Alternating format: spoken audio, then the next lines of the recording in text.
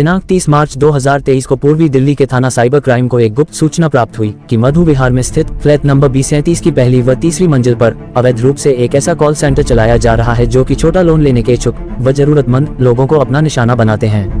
Press वार्ता के दौरान डीसीपी पूर्वी दिल्ली ने बताया कि छोटा मोटा लोन लेने के इच्छुक लोगों को फोन के माध्यम से एक लिंक भेजकर उनसे एक चाइनीज ऐप डाउनलोड करने के लिए कहा जाता था। ऐसी चाइनीज ऐप जिसे भारतवर्ष में बैन किया जा चुका है। इस ऐप को डाउनलोड करते समय आवेदक को अपने फोन से सभी परमिशन को अलाउ करना पड़ता था। परमिशन ऑन करते ही आवेदक के फोन का पूरा डाटा जैसे संपर्क, गैलरी, फोटो, वीडियो सहित अन्य डाटा अपराधियों के पास चला जाता था। फिर वह इसे चाइना या किसी अन्य देश में स्थित सर्वर पर अपलोड करते थे। इसके बाद अपराधी आवेदक को एक सप्ताह की अवधि के लिए छोटे ऋण की राशि लगभग 10,000 रुपए तक दे देते थे। एक सप्ताह बीत जाने के बाद वे आवेदक को लोन चुकाने के लिए फोन करके परेशान करना शुरू कर देते थे। इस दौरान वे खुद को बैंक के कर्मचारी के रूप में पेश करते थे और पीड़ितों को लोन की राशि चुकाने के लिए मजबूर कर देते थे। लोन लेने वाले व्यक्ति के साथ दुर्व्यवहार करते थे, धमकी देते थे तथा अपमानजनक संदेश भी भेजते थे। पीड़ित परेशान होकर लोन पर ली गई राशि को चुका देता था। बावजूद इसके लोन लेने वाले व्यक्ति या उनके परिवार के सदस्य आदि की अश्लील तस्वीरें उनके फोन पर भेजकर उन्हें ब्लैकमेल करके लोन की राशि को 2 गुना या 3 गुना राशि वसूलने के लिए दबाव डालते थे। इसके अलावा वे मोटी रकम ऐंठने के लिए पीड़ित व्यक्ति के मोबाइल से लिए गए फोन बुक में सुरक्षित सभी नंबरों पर भी कॉल करते थे। उपरोक्त कॉल सेंटर के संचालक पीड़ित लोगों से यूपीआई के माध्यम से भुगतान प्राप्त करते थे। इस कॉल सेंटर के मालिक अनिल मदान अपना कमीशन संचालकों से नकद प्राप्त करता था। डीसीपी ने बताया कि यह कॉल सेंटर पिछले लगभग 10-11 महीनों से मधु विहार स्थित उपरोक्त परिसर की पहली और तीसरी मंजिल पर चल रहा था, जो कि किराए पर लिया गया था। कॉल सेंटर के संचालन में शामिल अन्य आरोपियों को पकड़ने के लिए दिनांक 31 मार्च 2023 को उक्त कॉल सेंटर के मालिक अनिल मदान पुत्र स्वर्गीय राजेंद्र मदान निवासी 17/104 तीसरी मंजिल गीता कॉलोनी दिल्ली उम्र 43 वर्ष को गिरफ्तार कर न्यायालय से उसका पीसी रिमांड प्राप्त किया गया। इस मामले में कॉल करने वाले मैनेजर और टीम लीडर को भी गिरफ्तार किया गया है। जांच के दौरान आरोपियों से पूछताछ की गई। पूछताछ के आधार पर आरोपी अनिल मदान तथा उसके 2 साथियों संदीप वर्मा पुत्र राजेंद्र वर्मा निवासी उत्तम नगर दिल्ली और विशाल कुमार पुत्र ज्ञानेंद्र कुमार निवासी मोहन गार्डन उत्तम नगर दिल्ली को भी गिरफ्तार किया गया। अनिल मदान के दोनों साथी चाइनीज ऐप से कर्ज लेने वाले पीड़ितों का डाटा अनिल मदान को मुहैया कराता था। प्रेस वार्ता के दौरान डीसीपी पूर्वी दिल्ली ने बताया कि पता चला कि आरोपी व्यक्ति संदीप वर्मा एक चाइनीज एल्बर्ट के साथ जुड़ा हुआ है, जो उसे डिंगटॉक नामक एक चाइनीज ऐप के माध्यम से पीड़ितों का डाटा प्रदान करता था। आरोपी विशाल कुमार संदीप वर्मा का मैनेजर है। बैंक खातों, यूपीआई खातों आदि के संबंध में आगे की जांच की जा रही है, जिसमें पीड़ितों द्वारा पैसा भेजा जा रहा था। पुलिस द्वारा बरामद मोबाइल फोन और लैपटॉप में आपत्तिजनक सामग्री मौजूद है, जिन्हें वे पीड़ितों के फोन पर भेजकर उनसे पैसा ऐंठने के लिए इस्तेमाल करते थे।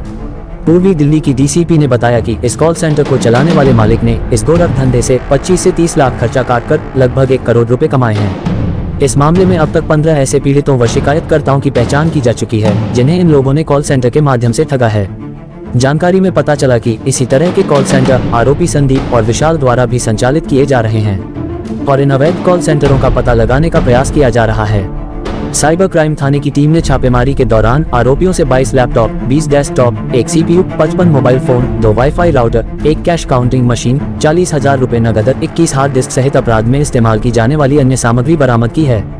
आइए जानते हैं पूर्वी दिल्ली की डीसीपी अमृता गुगलत प्रेस वार्ता के दौरान इस मामले की जानकारी देते हुए क्या कुछ कहती हैं।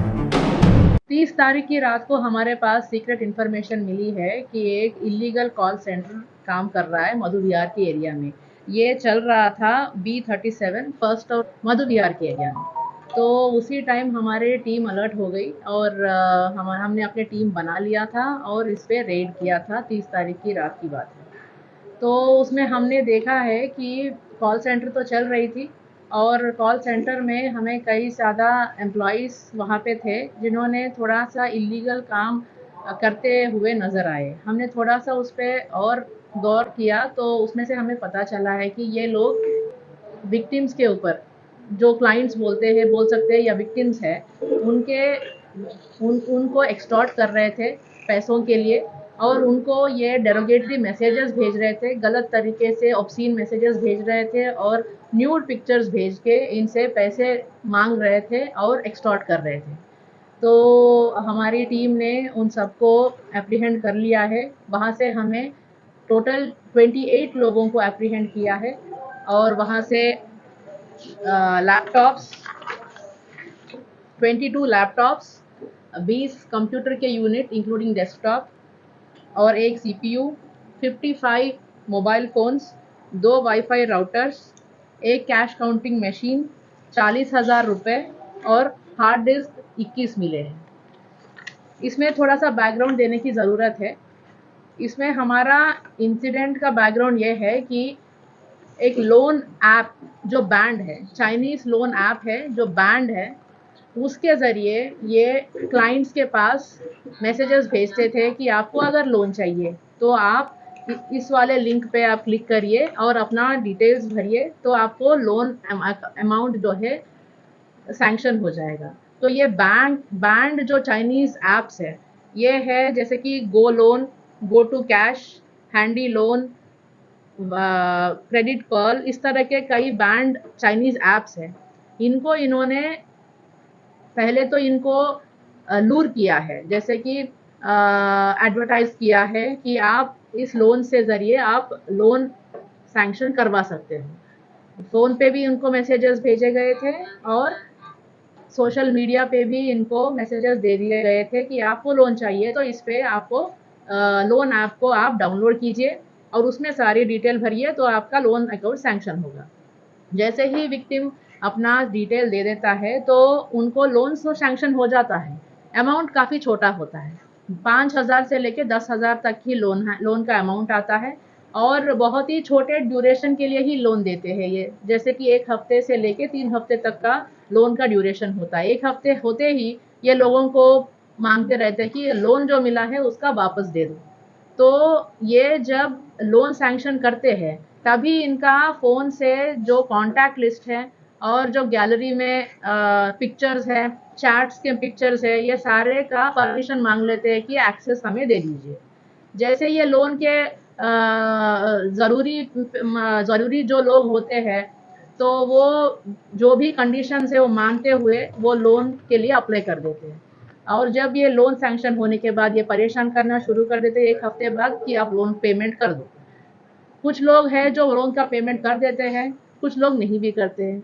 बट जो नहीं करते हैं और जो लोन करते भी हैं, पेमेंट कर भी देते हैं, उसको फिर से ये लोग परेशान करते हैं कि इनके कॉन्टैक्ट, क्योंकि कॉन्टैक्ट लिस्ट इनके पास आ गई है, क्योंकि फ़ोटोग्राफ्स इनके पास आ गई है, तो इनके कॉन्टैक्ट लिस्ट के आदमियों के ऊपर इनके बारे में या इनके परिवार वालों के बारे में ये गलत तरीके से मैसेज बना के भेजते हैं या पिक्चर्स को मॉर्फ करके न्यूड पिक्चर्स या डेरोगेटरी ऑब्सीन पिक्चर्स भेजना शुरू कर देते हैं। तो ये एक प्रेशर टैक्टिस बना के रखते हैं कि लोगों से और पैसे एक्सटॉर्ट करने का।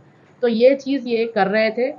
इनके पास जब रेड किया तो हमें इस तरह के जो रीपेमेंट वाला बात है, जहाँ से ये पेमेंट लेते रीपे करवाते हैं और आगे लोगों से इस तरह से पैसे और एक्सटॉर्ट करते हैं, ये काम ये कॉल सेंटर कर रहा था।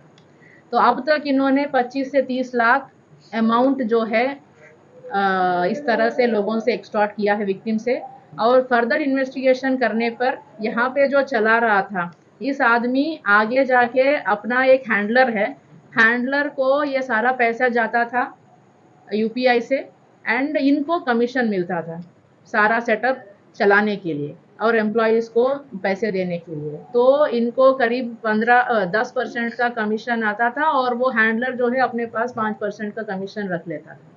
और ये आगे जाके हमें ये पता चला कि कोई फॉरेन नेशनल है अल्बर्ट नाम का, अभी इन्वेस्टिगेशन बाकी है। तो उनकी तरफ इन्वेस्टिगेशन जा रही है। चाइनीज़ नेशनल करके अब तक का इन्वेस्टिगेशन में आया है, तो further investigation is in process in this case. कितने टाइम से मैडम ये लोग काम कर रहे थे? यहाँ पे ये पिछले 1 साल के करीब, 11 महीने 1 साल के करीब से काम चल रहा था। अब तक मैडम इनके अगेंस्ट कितनी कंप्लेंट्स हैं? ये जो हमारे जो चला रहे थे इस केस में, जो वेन्यू जो चला रहे थे उसके खिलाफ एक चीटिंग का मुकदमा पहले से ही दर्ज है। बाकी सारे के ऊपर कोई केस दर्ज गिरफ्तार हो चुके हैं? गिरफ्तार अब तक 3 लोग हो चुके हैं, बाकी सारे बाउंड हैं। टोटल गिरफ्तार हुए, क्या इनकी इन्वॉल्वमेंट रही है पहले कभी? एक आदमी का है जो ओनर है, जो चला रहा था वहाँ पे, जिन्होंने रेंट पे लेके ये पूरा सेटअप चला रहा था, उनके खिलाफ एक मुकदमा है। अरे सारे मेल ही हैं, कोई फीमेल भी इनके साथ है? जो एप्रीहेंडेड है फीमेल भी है, 10 लेडीज हैं। सुनाई नहीं दे रहा। ये इंडियन लोगों चीट करते थे या फॉरेन में भी करते थे? अभी तक तो इंडियन का ही पता चला है, but we are trying to still find out. जो अमाउंट मैडम ये दे एक के बाद एक। जो अमाउंट ये देते थे, ये उससे ज्यादा मांगने का प्रयास करते थे ब्लैकमेल करके। जी, यस। जी। कितने लोगों के साथ फ्रॉड कर चुके हैं अब तक? काफी लोग हैं। अब तक तो 15 लोगों ने हमारे पास कंप्लेंट ही दिया है कि इस तरह से हमारे साथ चीटिंग इन्होंने और एक्सटॉर्शन वगैरह करा है करके। तो अभी भी चल ही रहा है इन्वेस्टिगेशन फर्दर। मैम एक्यूज में कोई प्रीवियस इन्वॉल्वमेंट है?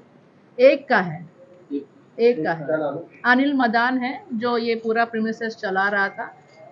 जो लोग जो देते थे वो चाइनीज ऐप के थ्रू ही देते थे क्या? Band Chinese app, yes. जो बैंड ऐप है मैडम वो काम करती हैं?